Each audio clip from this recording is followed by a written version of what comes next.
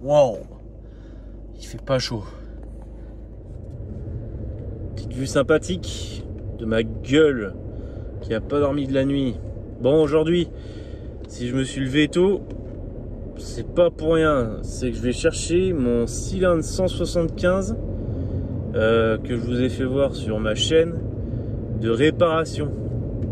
Alors le cylindre, j'ai pas fait de vidéo là-dessus, mais en fait, il s'est ovalisé.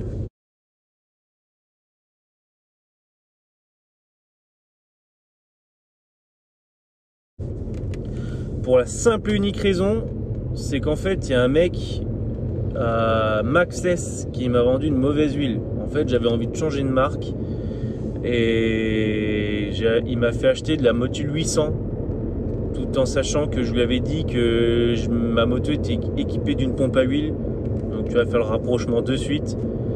Et en fait, j'ai mis cette huile là et ça l'a pas fait.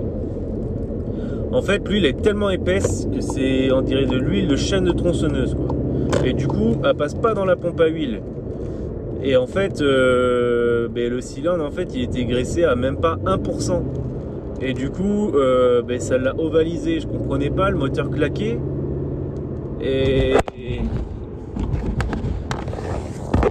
Oups. Je te disais, je comprenais pas, le moteur claqué. Et je démontais, je passais un coup de rodoir, il y avait des traces et tout, c'était pas normal, mais c'était des traces bizarres, c'était des traces minimes, tu vois. Et du coup, je comprenais pas trop. Et en fait, c'est Tony, lui qui m'a vendu la culasse sur mesure, qui m'a dit mais tu mets quoi comme huile? Ben, je dis de la Motul 800, il me dit mais il faut surtout pas en mettre dans des graissages séparés, c'est fait pour mettre dans le réservoir. Oh putain, et du coup j'ai fait le rapprochement et quand j'ai vidangé, c'était de l'huile de tronçonneuse, ça coulait pas. Et du coup j'ai bien regardé sur le bidon et en fait il n'y a rien d'indiqué. Les anciens bidons t'indiquaient qu'il fallait surtout pas mettre ça dans le mélange, dans le graissage séparé, pardon. Et là c'est pas indiqué, donc je suis retourné voir le vendeur et je lui ai dit. Et là il me sort, non mais moi j'étais au courant. La blague.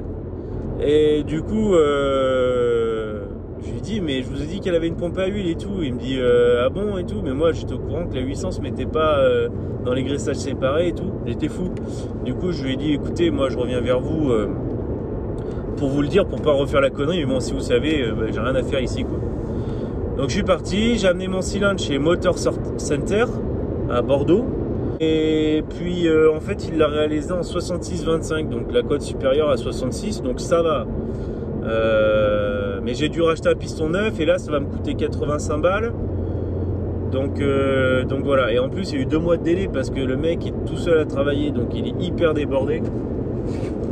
Mais ça va, je leur ai pris des chocolats pour les réconforter. Donc je vais chercher mon cylindre.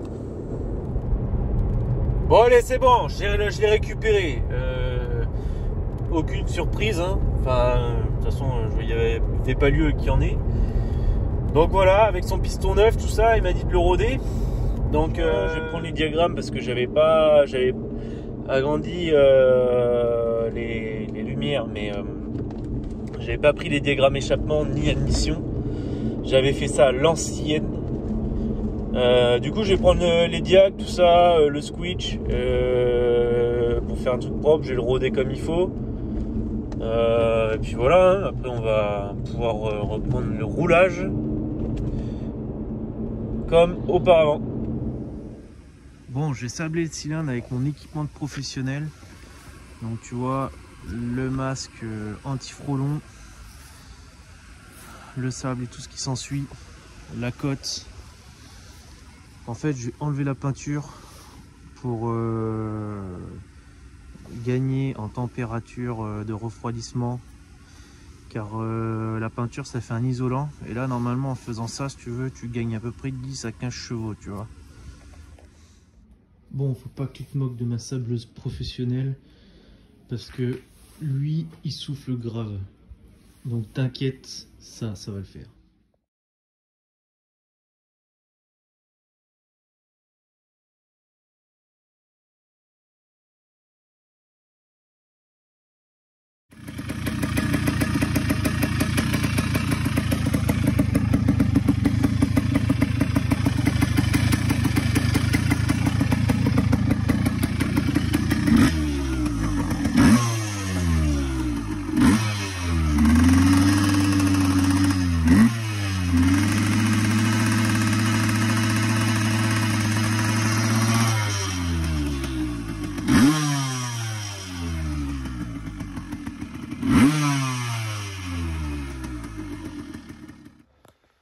Voilà, c'est remonté, je l'ai fait péter. Maintenant, place au rodage. Il va falloir que je prenne le temps de le faire tranquillement.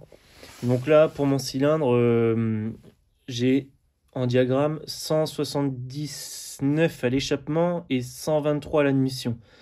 Donc la première vidéo où je la teste où t'entends les watts, c'est avec des diagrammes beaucoup plus bas parce que là j'ai relevé le diagramme échappement pour gagner un peu de tours. Et en fait, finalement, j'ai pas perdu de temps de couple que ça, quoi. J'ai un switch avec cette culasse de en moyenne 0,90. Donc là, je vais la faire tourner au samplon 98. Toujours mon petit carbu de 26. D'ailleurs, je pense que je vais peut-être mettre un 28. Je sais pas, je me tâte. Je vais voir avec le rodage là. Mais pour le moment, ça va rester comme ça. Mais je changerai peut-être le carburateur, je sais pas. Et pour l'allumage, moi, c'est donc allumage électronique. J'ai mis 0, j'ai mis 1,45 pardon, d'avance à l'allumage. Donc voilà. Donc la petite vidéo, elle est plutôt pour, voilà, pour signaler qu'il faut faire attention au niveau des huiles que vous mettez quand vous avez une pompe à huile. Encore quand c'est un mélange, ça va, mais dans les pompes à huile, tout ne passe pas. Moi, j'ai roulé en 2 temps toute ma vie de jeune. Mais comme quoi, voilà, on ne sait pas tout. Là, je me suis fait avoir, j'ai voulu changer de marque d'huile. J'ai demandé conseil à un vendeur qui, lui, en vend tous les jours. Il m'a conseillé la Motul 800, qui est une excellente huile, hein. Mais ça passe pas dans les pompes à huile et voilà. Donc là, ce que je fais, c'est que je mets de la 710 qui est faite pour les 2 temps injection et 2 temps pompe à huile. Et je rajoute un petit peu de 800 dans le réservoir. Parce que la 800, c'est une huile qui est plus grasse en fait. Mais il faut pas en mettre beaucoup parce qu'après, ça encrasse les moteurs.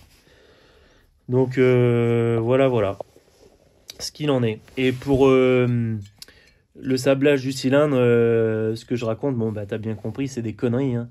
Ça va aider un petit peu à refroidir, c'est sûr, mais le gain, je suis pas sûr qu'il se ressente. Mais c'est surtout que, en fait, là, sur la vidéo, ça rend un peu pourri, mais en vrai, c'est beaucoup plus joli.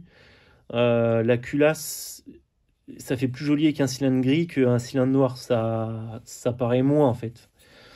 Et je vais peut-être polir les bords un petit peu pour m'amuser, voilà, pour faire un peu de tuning, mais voilà. La moto se porte plutôt pas mal. Mais j'ai 2-3 petits trucs à faire, je suis un peu déçu. J'ai les fourreaux qui piquent à travers le vernis. Donc c'est pareil, ça se voit pas trop en vidéo, c'est surtout sur le devant, mais va falloir que je les refasse. Et j'ai la peinture des moyeux qui ne tient pas. Donc si toi tu as une solution, en fait, tu peux me laisser un petit commentaire. En fait, si tu veux, j'avais mis du noir haute chaleur. Et par-dessus, j'avais rajouté du noir brillant classique. Et en fait, ça va pas. Alors j'avais fait ça sur une bagnole, sur des étriers de frein. Ça avait très bien tenu, mais là, sur la moto, ça tient pas. En fait, ça tenait au début et là, ça cloque. Donc, dis-moi dans les commentaires si tu connais une bonne petite bombe de peinture haute chaleur noir brillant pour que je refasse mes moyeux. Alors, je vais les sabler, puis je vais les repeindre. Mais ce qui me fait chier, c'est qu'il faut que je dérayonne tout. Et puis voilà quoi. Et en plus j'ai un rayon qui a pété à l'arrière, je ne sais pas pourquoi. Donc j'en profiterai pour faire ça. Je vais pas le faire de suite, mais je vais le faire incessamment sous peu. Puis après j'ai des petites retouches en rouge. Rien de bien méchant quoi. Mais comme j'avais refait à neuf, en fait j'aimerais qu'elle le reste quoi. Donc voilà. Et bien moi je te dis à plus. Je pense que je referai une vidéo sur le tournage du moteur. Je devrais avoir un petit peu plus de matos pour filmer là, donc j'essaierai de faire ça, ou même sans matos, c'est pas le problème. Voilà, allez, salut à tous.